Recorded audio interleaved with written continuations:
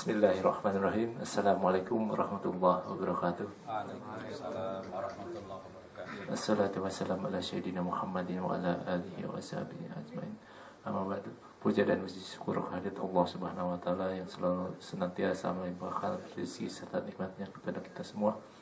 Tak lupa salawat dan salam yang selalu tercurah kepada junjungan Nabi besar Muhammad sallallahu alaihi wasallam, juga para keluarga, para sahabatnya, insya Allah kita termasuk di dalamnya.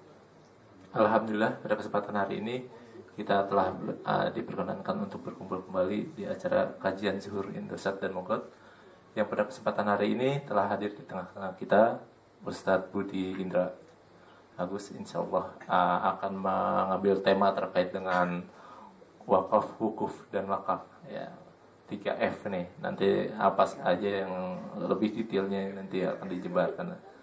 Nah, mungkin untuk mempersingkat waktu, marilah kita melafazkan basmalah bersama-sama. Bismillahirrahmanirrahim. Untuk waktu dan tempat kami bersalat.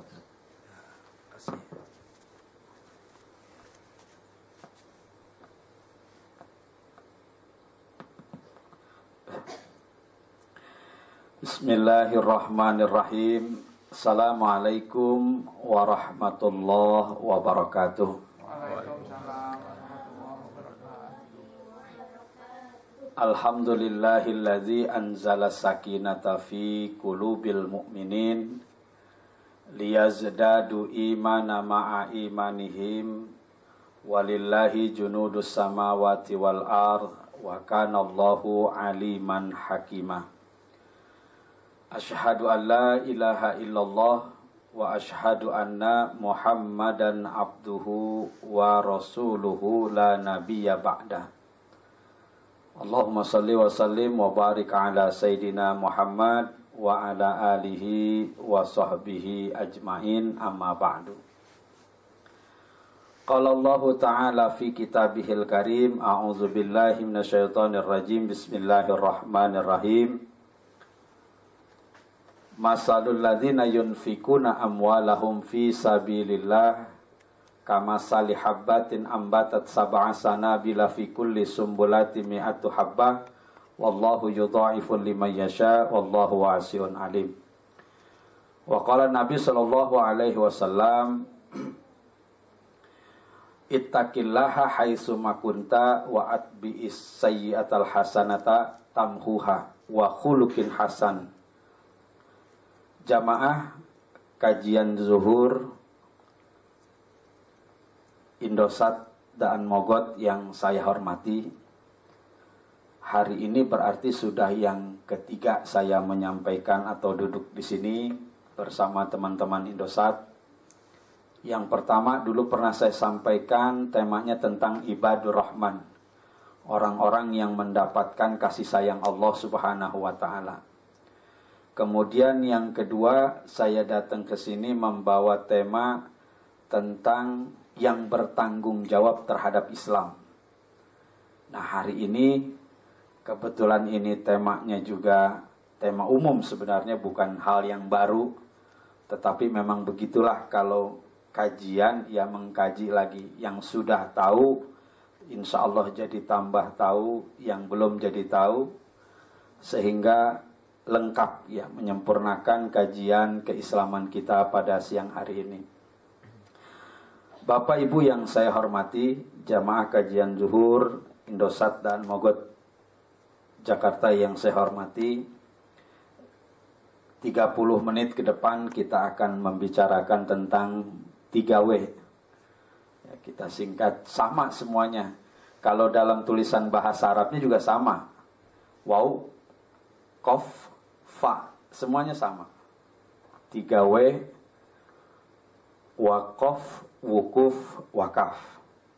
Insya Allah maksudnya saya bikin begini biar gampang mengingatnya.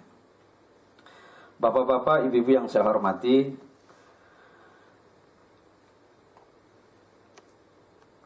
kesempurnaan kita di dalam membaca Al-Quran itu terletak pada ini yang namanya wakaf. Ibarat jalan kalau nggak ada rambu-rambunya ya berbahaya. Kapan kita harus berhenti, kapan kita harus siap jalan, kapan kita harus belok kanan, itu diatur rambu-rambunya. Demikian juga termasuk dalam membaca Al-Quran. Kapan kita ngerem, ya, kapan kita lanjut, kapan kita jangan berhenti di situ, nggak boleh, ada larangan P. Karena pinggir got, misalkan, kalau di jalanan tuh penyeberangan di mana diatur, Pak. Dalam membaca Al-Quran agar dapat mempelajari, membaca dan memahami isi dan makna dari tiap ayat Al-Quran yang kita baca, tentunya kita perlu mengenal. Mempelajari ilmu tajwid, yakni tanda-tanda baca dalam tiap huruf ayat Al-Quran. Gunanya tajwid adalah sebagai alat untuk apa? Mempermudah, mengetahui panjang pendek, melafazkan dan hukum dalam membaca Al-Quran. Kita tahu namanya, ini adanya di dalam ilmu tajwid namanya. Ilmu tajwid. Nah, tajwid secara harfiah itu tulisannya kelihatan ta, ja, jim, waw, ya, dal. Mengandung arti melakukan sesuatu dengan elok dan indah atau bagus dan membaguskan. Nah, kalau waqaf sendiri tadi artinya berhenti. Ya, berhenti. Sedangkan tajwid itu artinya untuk membuat bacaan kita menjadi indah, menjadi bagus, atau membaguskan bacaan kita. Tajwid berasal dari kata jawwada, yujawwidu tajwidan dalam bahasa Arab. Dalam ilmu qiraah, tajwid berarti mengeluarkan huruf dari tempatnya dengan memberikan sifat yang dimilikinya. Jadi, ilmu tajwid itu adalah ilmu yang mempelajari bagaimana cara melafazkan atau mengucapkan huruf yang terdapat dalam kitab suci Al-Quran maupun dalam kitab membaca hadis. Kalau tempat mengeluarkan huruf itu namanya makhraj. Karena jim, ada orang bilang udah ajan. Bukan ajan, azan. Ya. Gitu ya. Mizon, nah itu benar, bukan mijon. Mijon, bukan mijon. Ya. Zai, jim, itu beda, Pak. Apalagi ada saudara kita yang bilang udah adan, kata adan. Adan, artinya ntar jadi keliru artinya. Termasuk manggil ustad. Ustad, pakai D, udah salah, artinya bukan guru itu. Ustad, pakai T. Kalau ustad pakai T, urusannya ketat. Ustad jadinya. Yang benar pakai za, ustaz. Ustaz, yang benar begitu. Tad, mana tad? Udah jadi kebiasaan. Tad. Kalau dibilangin, ya begitu, nggak ngerti. Udah kebiasaan, tad. Ya. Kita sering kan, apalagi banyaklah kalau kita teliti dalam membaca juga kita haknya tipis.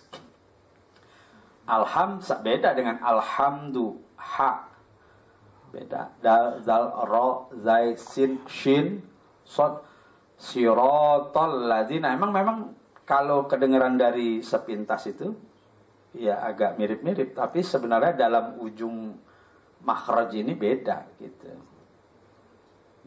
Ustad, ustaz, beda artinya, Pak. Jadi kalau Bapak manggil ustaz, itu benar, berarti guru. Gitu. Kalau ustad, urusannya ketat. Kalau ustad, beda lagi artinya itu. Ya, baik. Saudara-saudara yang saya hormati, kita banyak di dalam Al-Quran melihat atau menemukan tanda bacaan ya. Tanda yang di ujung-ujung itu yang kecil-kecil. Misalkan, tanda mim disebut juga dengan waqaf lazim. Artinya apa? Berhenti. Di akhir kalimat sempurna. Waqaf lazim disebut juga waqaf tamim, sempurna.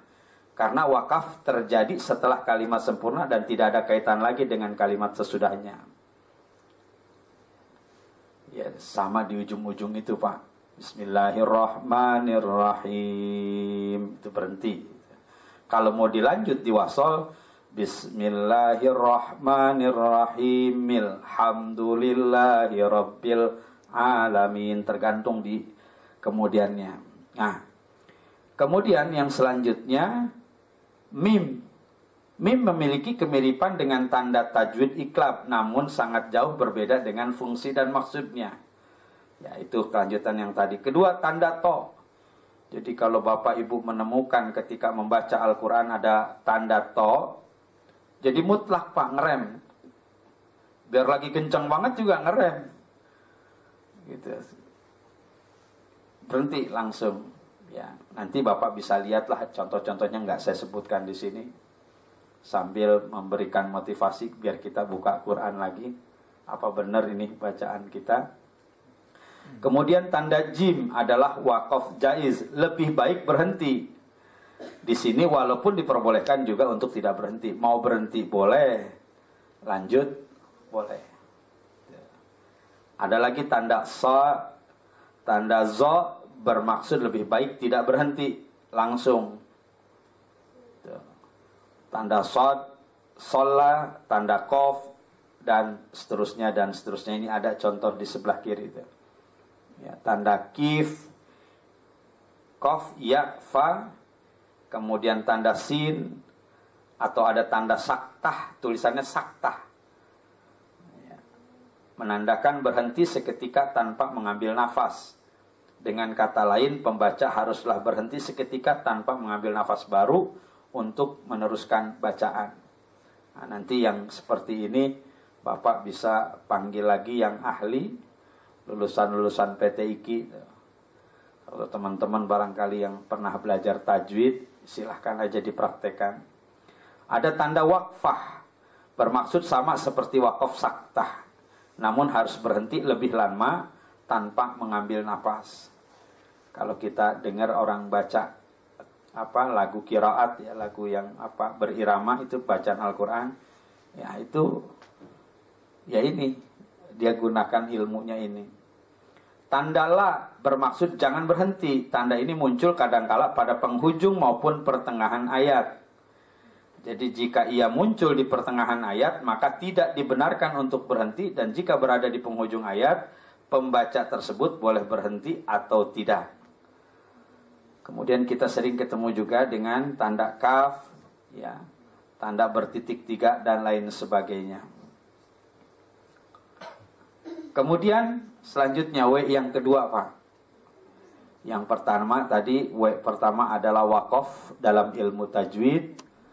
Yang sekarang cerita tentang wukuf.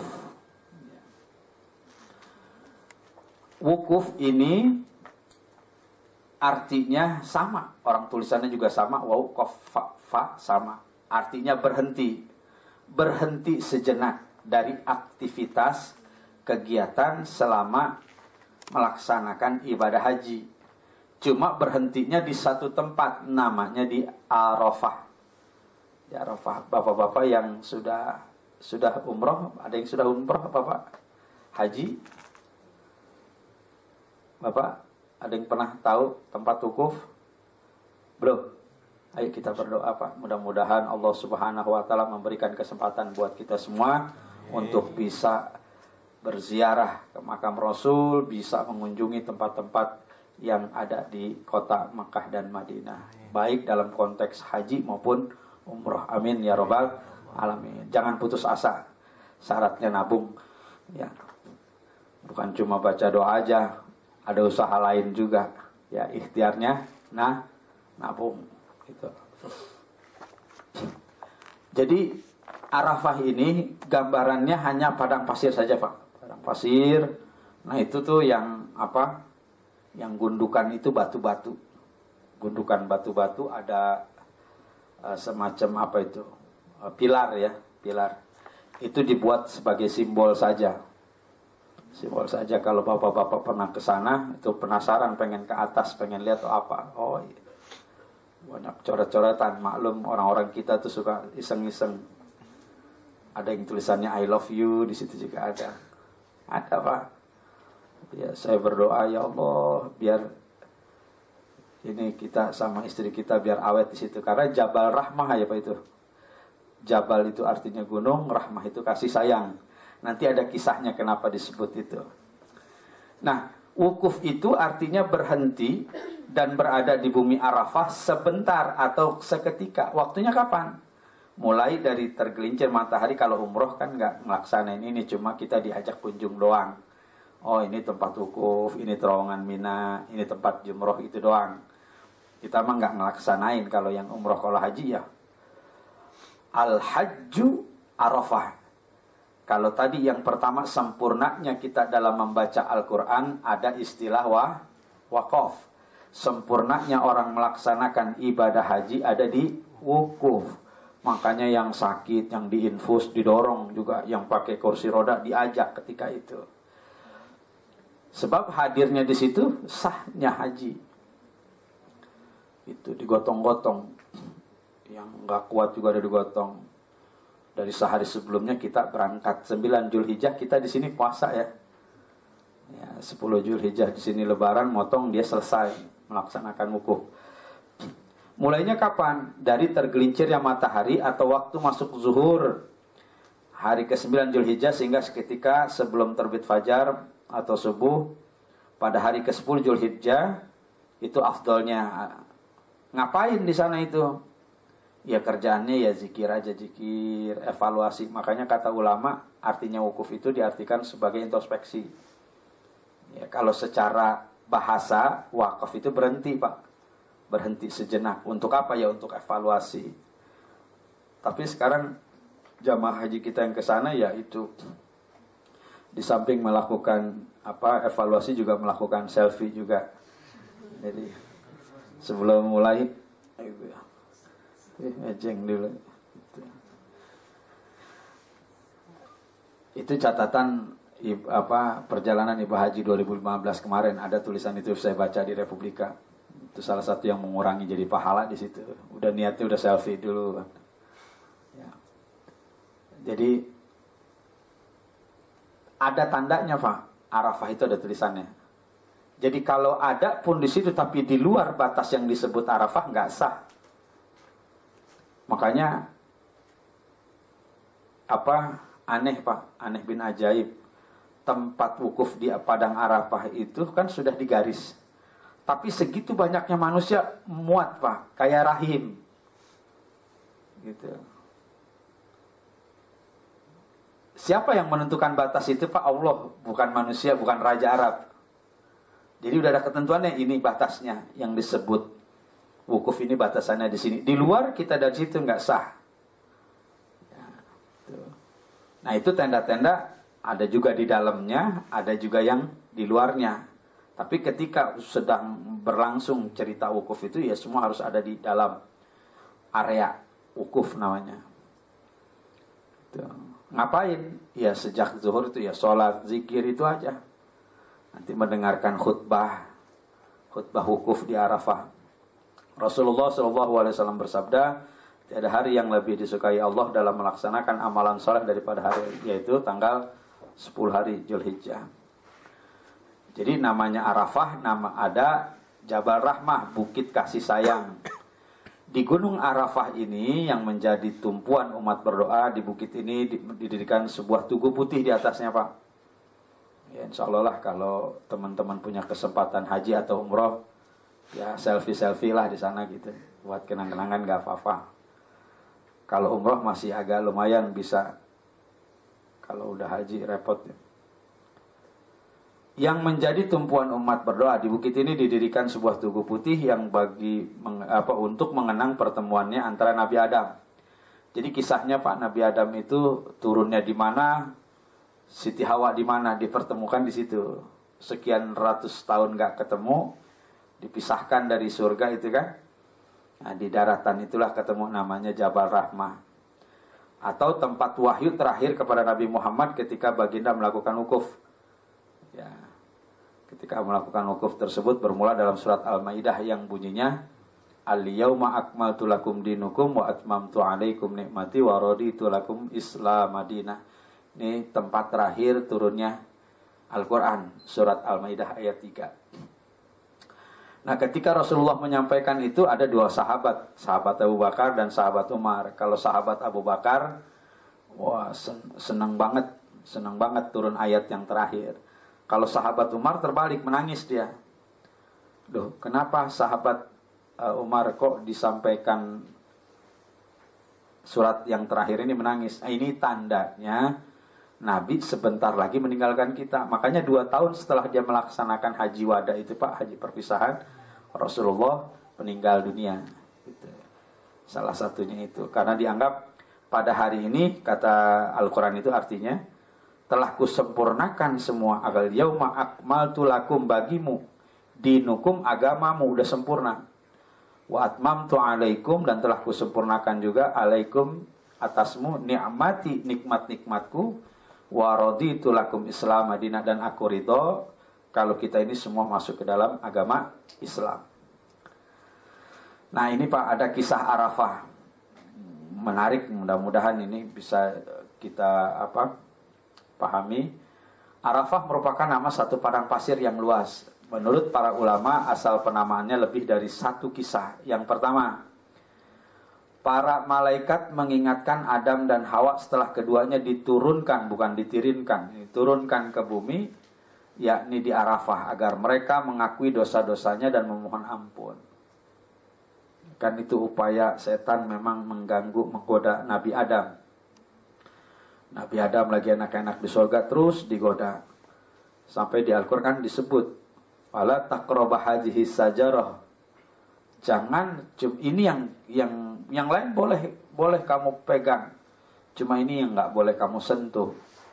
Pohon ini diganggu lagi oleh setan. Wah, Nabi Adam itu berarti ada sesuatu tuh, makanya sentuh aja. Akhirnya dia tergoda, yaitu makanya pertama mereka untuk mengakui dosa-dosa Nabi Adam, mohon ampun kepada Allah. Dengan kata lain, bibit manusia yang pertama Adam dan Hawa diturunkan ke bumi ini adalah di Arafah. Ada lagi kisah yang lain tadi. Kalau Nabi Adam kalau nggak salah di dataran Irak turunnya, kalau Siti Hawa itu di India, di dataran India. Dipertemukannya ya di kota Makkah itu, di Arafah. Kedua, ketika Adam dan Hawa diturunkan dari surga, keduanya berpisah tempat. Adam di India, Jeddah itu kan artinya nenek atau kakek. Jadi Jeddah itu dinamai dari istilah Arab itu, kakeknya, nenek moyangnya bangsa Arab itu Nabi Adam. Makanya disebut kota Jeddah, itu ngambil nama dari situ. Setelah 100 tahun kemudian mereka bertemu di padang Arafah. Namanya di gunung yang kecil itu, yang ada tubuhnya itu, makanya disebut dengan Jabal Rahmah. Jabal artinya gunung, Rahmah itu kasih sayang. Yang ketiga, Ibrahim alaihissalam diberitahu Jibril cara menunaikan manasik haji di tempat ini. Jibril bertanya, Arafta, apakah tahu engkau? Ibrahim menjawab, Araftu, ya aku tahu. Kemudian yang keempat, pemberian nama Arafah berkaitan dengan penamaan hari-hari sebagai berikut. Hari ke-8 Zulhijjah disebut hari Tarwiyah, yang berarti merenung, berfikir, erat kaitan dengan peristiwa yang dialami oleh Nabi Ibrahim alaihissalam. Yaitu pada hari Tarwiyah, Nabi Ibrahim bermimpi mendapat perintah untuk menyembelih anaknya Ismail alaihissalam. Ini ada di dalam Al-Quran. Ya bunayya inni ara fil manam wa anni an azbahuka fanzur maza taro. Qala ya abati if'al ma tu'mar satajiduni insyaallahu minas sabirin. Itu ayatnya. Wahai anakku, bahwa sesungguhnya semalam ayahmu ini bermimpi, an azbahuka, menyembelih kamu. Fanzur maza taro, bagaimana menurut engkau wahai anakku?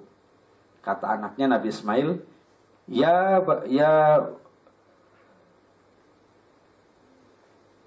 abi if'al ma tu'mar satajiduni insyaallah minas sabirin. Wahai ayahku, kalau bahasa kita begitulah, kerjain aja, bahwa sesungguhnya yang kamu dapatkan itu adalah wahyu dan perintah Allah, maka laksanakanlah. Jangan khawatir, insyaallah engkau, kata Nabi Ismail, akan menemuiku nanti termasuk ke dalam golongan orang-orang sabar. Tetapi begitu Allah Subhanahu wa taala menunjukkan kebesarannya ketika itu. Ya bukan Nabi Ismailnya yang dipotong beneran. itu hanya puncak ujian daripada Nabi Ibrahim. Sampai di satu bukit, udah digodain setan dari kiri dari kanan, sampai ibunya juga ditarik-tarik istrinya.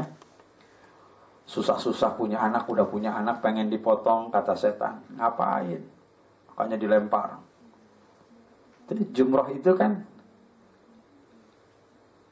mengabadikan dari kisah itu. Jumroh itu melempar, ada jumrotul ula, jumrotul wusta, jumrotul aqbah. Ada setan yang gede, setan yang sedang, setan yang kecil. Gitu. Digoda tuh sepanjang dari mulai rumah sampai ke tempat Nabi Ismail mau dipotong itu, goda. Makanya ditimpa oleh Siti Hajar, ditimpa oleh Nabi Ibrahim. Sana pergi, diusir setan. Itu yang kemudian kita lakukan ketika kita melaksanakan ibadah haji jumroh itu. Begitu pisau ini menempel ke lehernya, Allah menurunkan lagi ayatnya. Digantikanlah dengan pengorbanan yang lebih hebat. Pengorbanan hanya itu Allah menunjukkan ingin melihat sampai sejauh mana ujian bagi Nabi Ibrahim alaihi salam. Digantikan jadi hewan yang namanya kibas atau kambing lah apa. Makanya sekarang yang dipotong ya hewan itu. Kalau misalkan dari dulu Nabi Ismail sudah motong anak, ya kita mungkin kebagian tahun depan ini yang dipotong. Ya anak yang pertama udah, anak yang kedua udah, ya habis. Nggak mungkin lah skenario itu Allah bikin kan. Nggak mungkin gitu Pak ceritanya. Jadi apalagi misalkan ya kalau yang pertama udah kawin mendingan. Kalau anak yang kedua mana belum kawin, mau dipotong tahun besok kan repot. Itu jadi simbolnya itu. Cuma ngetes kemampuan kesabarannya Nabi Ibrahim alaihi salam. Kan Nabi Ibrahim termasuk ulul azmi, Rasul yang mendapatkan ujian terberat. Ya, Nabi Nuh, Nabi Ibrahim, Nabi Musa itu yang termasuk ke dalam kelompok ulul amri, ulul azmi. Mau dibakar, apinya dingin. Ya nuri, kuni bardan wassalaman ala Ibrahim. Itu kan ada di Al-Quran. Wahai api, selamatkanlah diri atas Ibrahim. Ya, dibakar dia ketawa-ketawa aja. Orang kafir bingung. Gitu kan. Kemudian yang keempat, ini tadi pemberian nama Arafah ini berkaitan dengan yang tadi disebutkan. Pada malam itu sampai besoknya Nabi Ibrahim sangat gelisah, terus menerus menurung dan berpikir, mempertanyakan apakah mimpinya itu benar yang tadi kita sambung. Ya anaknya udah menguatkan, benar Pak, itu mimpi, lakukan saja. Ya akhirnya tidak jadi. Ya. Nah, baru yakin bahwa mimpinya itu merupakan wahyu dari Allah. Oleh karena itu hal ke-9 ini dinamakan hari Arafah. Karena artinya mengetahui. Pada malam hari ke-10 Nabi Ismail bermimpi lagi untuk ketiga kalinya dengan mimpi yang sama.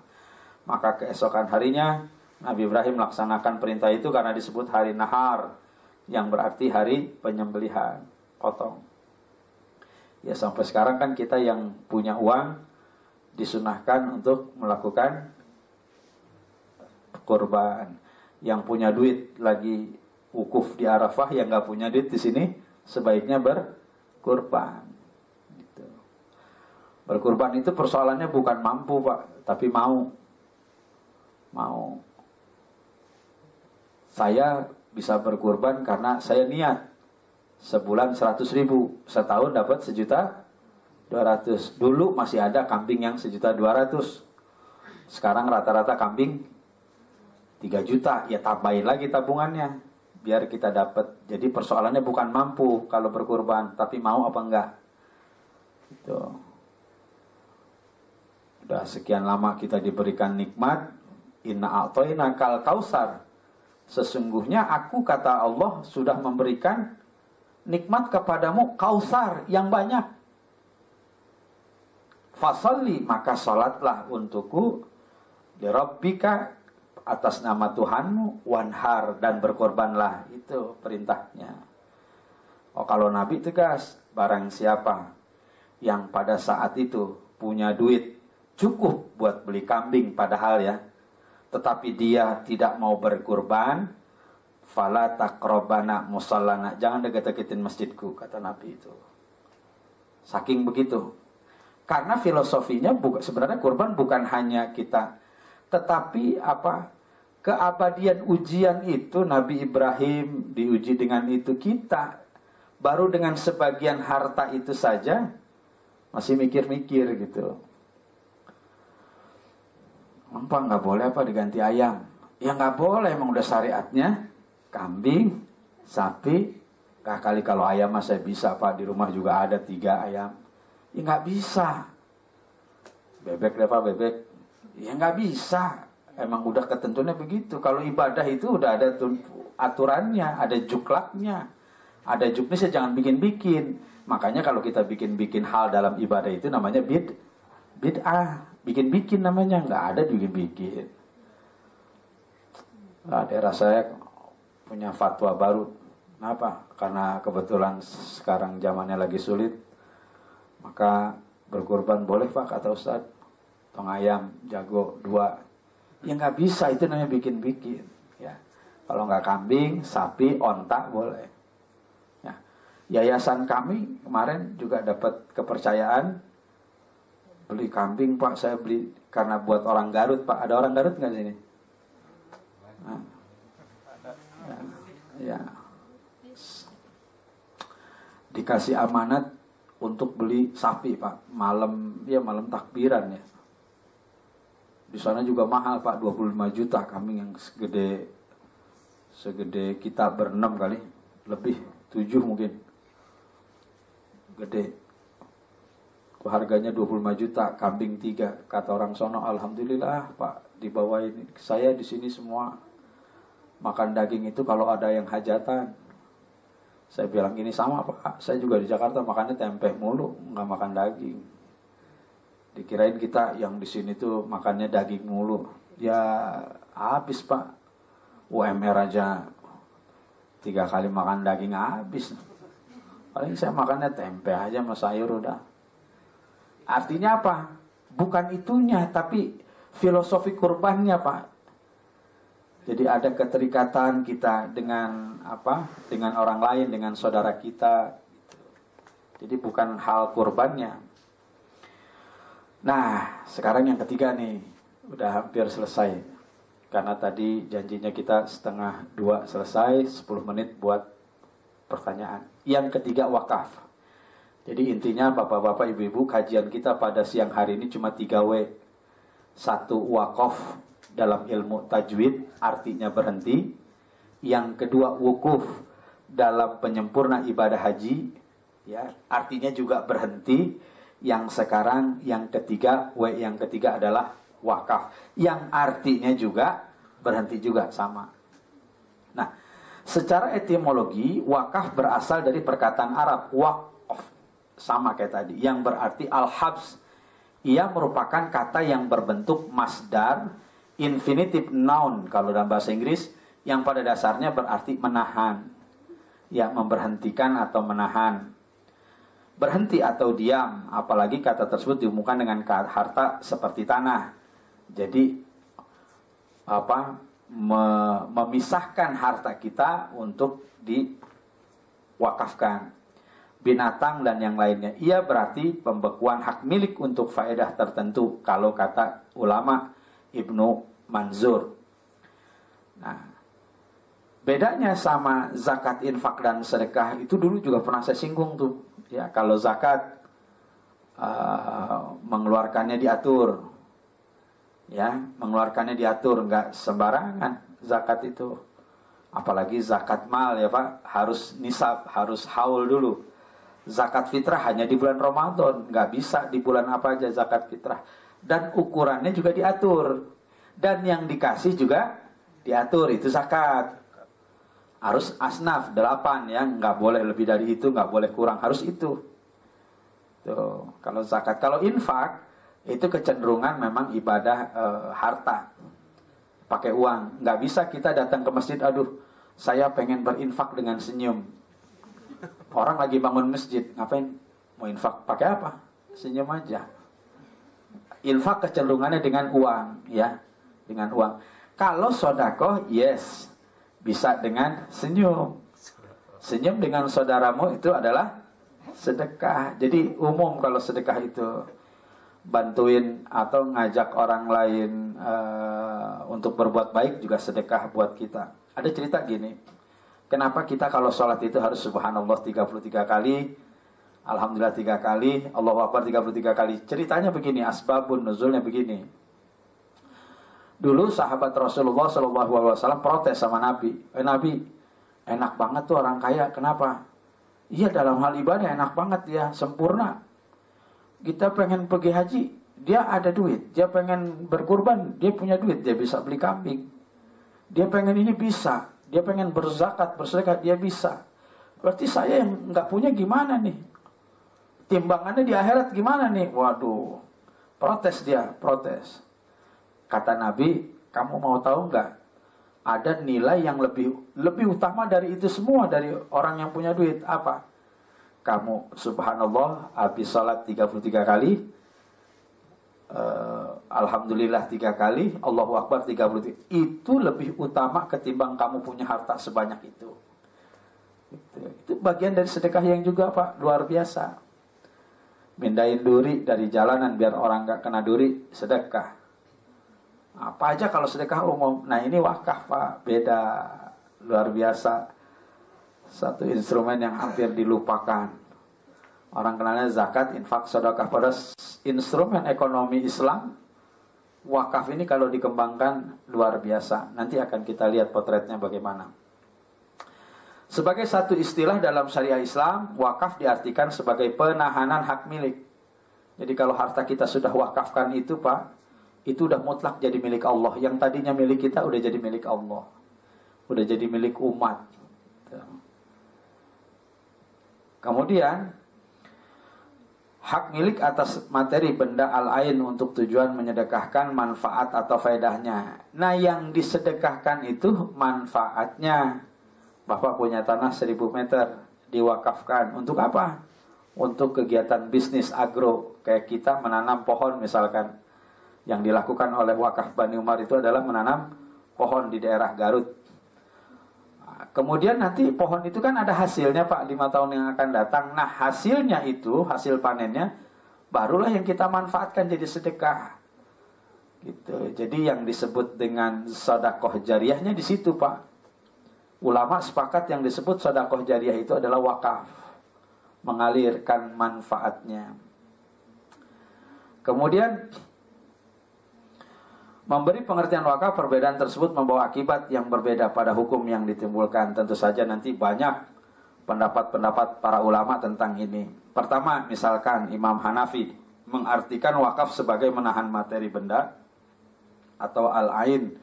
Karena kalau yang namanya wakaf itu nggak boleh dia habisin kayak zakat atau sedekah Pak. Bapak memberikan 100.000, orang yang diberikan itu mau dibeliin baju kek, mau dimakan kek, habis. Nah problem. Tapi kalau wakaf nggak boleh Pak. Ainnya pokoknya itu harus tetap. Ngasih uang 100.000 ya 100.000-nya nggak boleh bergerak. Yang kita akan manfaatkan itu hasilnya. Bagaimana itu bisa menghasilkan? Namanya wakaf produktif Pak. Kita produktifkan. Apa kita jadikan pinjaman atau kita jadikan usaha modal dan lain sebagainya. Tetap pokoknya harus ada. Nggak boleh habis. Tanah kita wakafin 100 meter. Nggak boleh berkurang Pak. Lebih boleh? Boleh, kurang jangan. Gitu. Jangan tidak seperti sedekah atau lainnya. Definisi wakaf tersebut menjelaskan bahwa kedudukan harta wakaf masih tetap tertahan atau terhenti di tangan wakif itu sendiri. Wakif itu artinya orang yang mewakafkan. Jadi ada empat unsur dalam wakaf Pak. Yang pertama wakif, orang yang berwakaf. Ya. Mauquf, sesuatu yang diwakafkan. Mauquf alaih itu adalah perolehan dari wakaf. Nazir adalah orang yang mengelola wakaf. Gitu. Jadi 4 unsur itu. Kemudian wakif masih menjadi pemilik harta yang diwakafkan ketika perwakafan hanya terjadi di atas manfaat harta tersebut, bukan termasuk aset. Jadi gini, saya punya kontrakan 2. Ya. Saya mau wakafin manfaatnya, kalau kata Imam Hanafi boleh. Boleh Pak. Ini dalam setahun ini hasil kontrakan saya diwakafkan. Boleh. Boleh. Tetap kontrakannya tetap milik kita. Boleh Pak. Kata Imam Hanafi. Saya punya tanah. Tanahnya biar tetap milik saya wakaf manfaatnya saja. Mau dijadiin lapangan futsal kayak disewain, tetap tanahnya tetap punya saya. Kayak yang dilakukan oleh dompet duafa tuh, ada yang memberikan tanah diproduktifkan Pak, wakaf produktif. Ini apa nih yang ramai di sekitar sini? Oh, kalau disewain untuk futsal ramai ini anak muda di sini. Bener ramai Pak. Nah, hasilnya itu buat disedekahkan lagi untuk yang lain. Kita pun sama begitu, kita nanam pohon di Garut, hasilnya itu nanti buat kepentingan sosial, dakwah dan pendidikan. Sama semuanya seperti itu. Nah, bagaimana menurut Imam Maliki? Menurut Imam Maliki, wakaf adalah menjadikan manfaat satu harta yang dimiliki walaupun pemilikannya dengan cara sewa, untuk diberikan kepada yang berhak dengan satu akad atau sigot dalam jangka waktu tertentu sesuai dengan keinginannya. Ya, hampir sama. Kemudian, nah ini Imam Syafi'i. Kalau Imam Syafi'i, yang namanya wakaf itu dengan menahan harta yang bisa memberi manfaat serta kekal, termasuk kepemilikannya sudah rubah, udah jadi milik Allah, dia bilang begitu. Pengelolaan yang dimiliki oleh wakif untuk diserahkan kepada nazir yang dibolehkan oleh syariah. Golongan ini mensyaratkan harta yang diwakafkan harus harta yang kekal materi bendanya, nggak boleh yang cepat hilang, cepat habis. Dengan artian harta yang tidak mudah rusak atau musnah serta dapat diambil manfaatnya secara terus-terusan. Itu bukan yang sekali pakai sifatnya, harus berkelanjutan. Menurut Imam Hambali, wakaf dengan bahasa yang sederhana yaitu menahan asal hartanya dan menyedekahkan manfaat yang dihasilkan. Ya, itu menurut para ulama ahli fikih. Nah, sekarang bagaimana menurut undang-undang wakaf di Indonesia? Dalam Undang-Undang Wakaf Nomor 41 Tahun 2004, wakaf diartikan dengan perbuatan hukum wakif untuk memisahkan dan atau menyerahkan sebagian harta benda miliknya untuk dimanfaatkan selama-lamanya atau untuk jangka waktu tertentu sesuai dengan kepentingannya guna keperluan ibadah dan kesejahteraan umum. Nah, dari beberapa definisi wakaf tersebut dapat disimpulkan bahwa wakaf bertujuan untuk memberikan manfaat atau faedah harta yang diwakafkan kepada orang yang berhak dan dipergunakan sesuai dengan ajaran syariah Islam. Gitu. Nah, berdasarkan tujuannya kita bisa lihat ini. Ada wakaf air minum. Ini pernah terjadi di zaman Utsman bin Affan, berupa sumur bernama Sumur Raumah. Ini yang dibeli oleh beliau dari orang Yahudi. Sampai sekarang masih ada sumurnya, tetapi sudah berkembang. Saya juga baca di internet itu, saya kaget bahwa ternyata rekeningnya Utsman bin Affan masih ada sampai sekarang. Rekeningnya Pak masih ada, yang terus mengalir gara-gara dari sumur, kemudian diambil oleh pemerintah Saudi, dibuatkan lokasi itu, dibuatkan hotel, dibuatkan tempat-tempat bisnis, center-center bisnis, terus aja begitu, masih ada nih. Wakaf jalan, selama jalan itu dipakai oleh orang lewat, ya selama itu juga pahala kita terus mengalir. Wakaf jembatan, wakaf khusus bantuan fakir miskin, wakaf pembinaan sosial, sekolah. Nah, kita masuknya ke yang di 8, wakaf Bani Umar itu wakaf pelestarian lingkungan hidup. Ini Pak, gampang. Ya.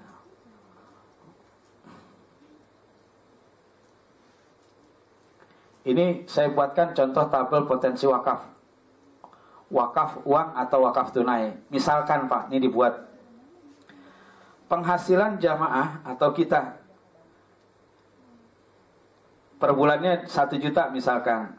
Dikalikan jumlah jamaah 1.000 orang, dikalikan 5.000 rupiah saja Pak, sebulan Pak. Maka potensi wakaf tunai sebulannya kita dapat 5 juta. Kalau setahun 60 juta. Kemudian ada lagi kawan kita yang punya gajinya sebulan 2 juta. Sebanyak 1.000 orang. Kita berikanlah ajakan himbauan untuk berwakaf 10.000 aja, maka sebulan kita udah dapat 10 juta, potensi wakaf tunai per tahunnya 120 juta dan seterusnya. Itu Pak, sederhana Pak. Kalau sekarang kita punya kesadaran orang untuk berwakaf tunai se-Indonesia, kalau 20 juta mungkin ya, kali 50.000 aja kita udah dapat triliunan. Jadi banyak yang kita bisa hasilkan dari wakaf ini. Berdasarkan ilustrasi di atas, maka terlihat bahwa keberhasilan lembaga wakaf untuk memobilisasi dana wakaf akan sangat menentukan manfaat keberadaan lembaga wakaf. Nah, persoalannya adalah uang tersebut tidak boleh diberikan kepada mauquf alaih langsung. Jadi setelah kita kumpul ini nggak boleh nih kita kasih si itu, yang nggak boleh. Harus hasilnya Pak. Makanya uang yang terkumpul gitu bisa kita investasikan dulu ke bank syariah. Kalau misalkan kita dikasih 10% aja setahun, itu dapat berapa duit? Udah luar biasa, raksasa, ekonomi raksasa itu ada di wakaf Pak. Makanya lembaga kami ini terus mensosialisasikan, mengajak, terus memberikan kesadaran agar di mana-mana, kemana-mana, untuk kita masyarakat untuk berwakaf. Nah, ini ada lagi jenis wakaf wasiat polis asuransi syariah yang dimiliki oleh wakaf Al-Azhar. Jadi berkembang Pak. Wakaf itu bukan cuma tanah buat madrasah, buat musola, buat masjid, buat kuburan. Udah banyak, udah berkembang Pak, inovatif. Nazirnya agar kita bisa lebih berkembang. Nah, ini kegiatan-kegiatan kami itu ketika kami di Trakindo, sama kajian zuhur juga seperti ini. Ini ada perwakilan dari Mercy Kebayoran, Bank Mandiri ya. Itu gaya kita fundraising gitu Pak, penghimpunan wakaf melalui program sedekah pohon. Itu lahan implementasi yang ada di Garut tempat kita menanam pohon. Nah ini biar teman-teman juga tahu bahwa bukan hanya kita saja ya, yang punya lembaga wakaf. Al-Azhar punya produknya, ada wakaf card, ada macam-macam mereka itu, wakaf transportasi dan lain sebagainya. Kawan kita yang di Bandung, Wakaf Pro, ini dia khusus berwakaf cari lahan kuburan untuk orang miskin. Kalau sekarang itu kita beli yang dimiliki Al-Azhar yang di Kerawang itu kan buat orang kaya tuh. Kita beli buat peristirahatan kita terakhir. Nah, ini terbalik, wakaf ini cari aset wakaf tetapi untuk orang miskin. Jadi judulnya orang miskin udah boleh mati gitu sekarang. Karena udah disediakan lahannya. Kalau dulu kan nggak boleh Pak, orang miskin dulu nggak boleh sakit. Karena begitu masuk rumah sakit nggak bisa bayar. Ada kawan kita di Dede di LKC itu, makanya bikin itu lembaga kesehatan cuma-cuma untuk orang yang duafa. Ini Ben Wali juga punya Pak, ternyata dia punya program wakaf. Masih banyak lah, itu salah satu yang punya kami di Bani Umar, sedekah pohon. Jadi ya, baik, saya kira itu yang bisa saya sampaikan. 3W, sekali lagi saya ulangi bahwa sempurnanya orang dalam membaca Al-Quran itu ada pada wakaf. Sempurnanya orang dalam melaksanakan ibadah haji pada wukuf. Sempurnanya orang dalam beribadah maliyah, beribadah harta itu dengan wakaf. Sempurna wakaf. Iza mata bnu adama in qata'a amaluhu illa min salasin shadaqatun jariyah, itu wakaf.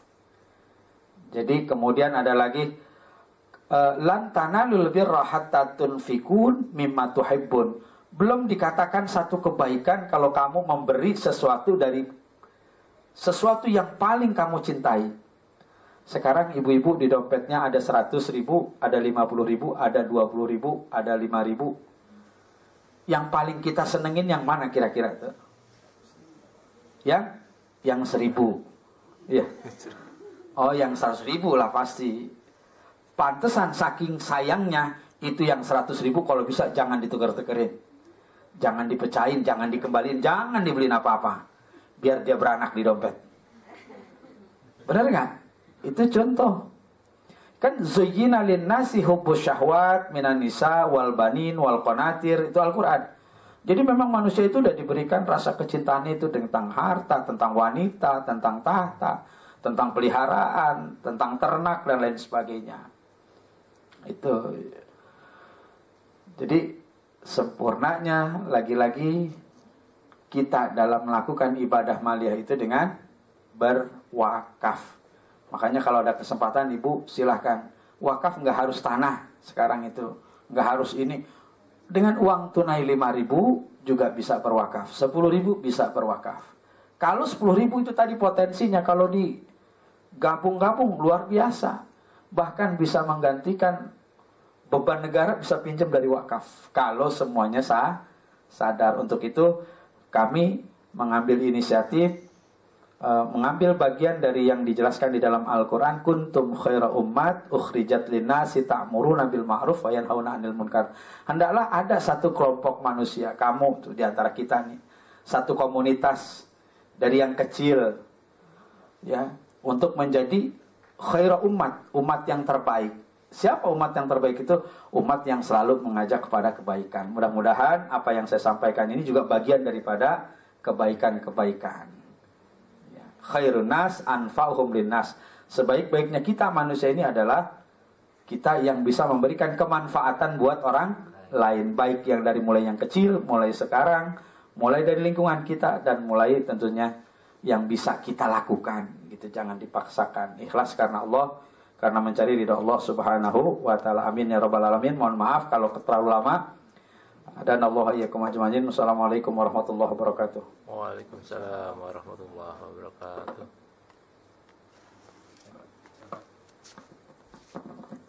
Baik, mungkin ada yang ingin bertanya dari 3 materi wakaf, wukuf, wakaf. Ada yang masih penasaran? Ada? Nggak ada. Baiklah. Kita tutup kajian hari ini dengan melafazkan basmalah. Bismillahirrahmanirrahim. Ya, bismillah. Dengan menutup doa penutup majelis. Subhanallah wa bihamdika asyhadu an la ilaha illa anta astaghfiruka wa atubu ilaik. Demikian billahi taufiq wal hidayah. Wassalamualaikum warahmatullahi wabarakatuh.